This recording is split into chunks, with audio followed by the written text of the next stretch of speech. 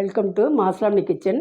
இன்றைக்கி கொங்கு நாட்டில் இது ரொம்ப ஸ்பெஷலாக செய்வாங்க, அடிக்கடி செய்வாங்க. பாசி பருப்பு கடைசல்னு இதுக்கு பேர். அதுக்கு தேவையான பொருள்கள் இது பாசி பருப்பை நல்லா ஊற வச்சாச்சு.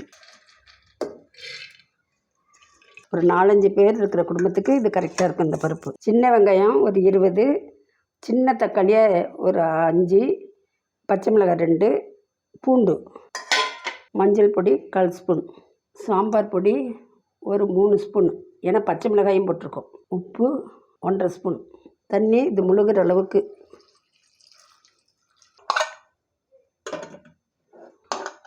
இப்போ ஒரு 5 சவுண்டு வரட்டும், நல்லா பருப்பு குழையணும். இப்போ 5 விசில் ஆயிடுச்சு. பருப்பு நல்லாவே குழஞ்சிருச்சு.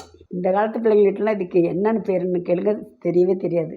ஏன்னா இதெல்லாம் அதுங்க பார்த்துருக்காது. பருப்பு அந்த காலத்துலலாம் பருப்பு சட்டியில் போட்டு வேக வச்சு இது பண்ணுவாங்க. குக்கர் இல்லாத காலத்துலலாம் பருப்பு நல்லா வேகலைன்னா அந்த பருப்பு வெந்து வேகாததுக்குள்ளே இதில் வச்சு கடைஞ்சோம்னா மைய வந்துடும். இப்போ இதை வச்சு இதுக்கு பேர் மத்துன்னு பேர். இதை வச்சு இது பண்ணிடலாம், நல்லா நைஸாக கடைஞ்சிக்கலாம்.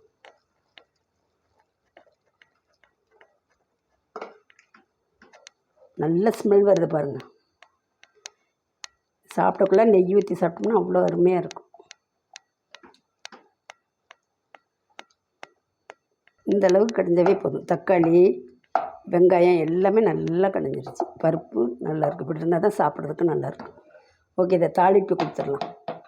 தாளிக்கிறதுக்கு தேவையான அளவுக்கு செக்கில் ஆட்டினா கடலெண்ணெய், கடுகு, லைட்டாக ஜீரகம், பெருங்காயம் கொஞ்சம்,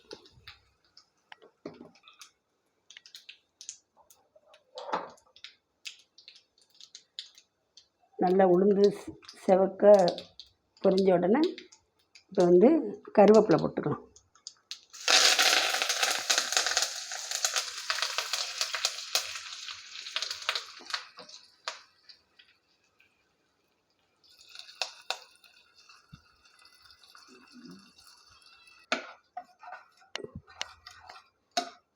இப்போ பாசி பருப்பு கடைசல் ரெடி. சாதம் சுட சுட வடித்து பிசைஞ்சு நெய் ஊற்றி சாப்பிட்லாம்.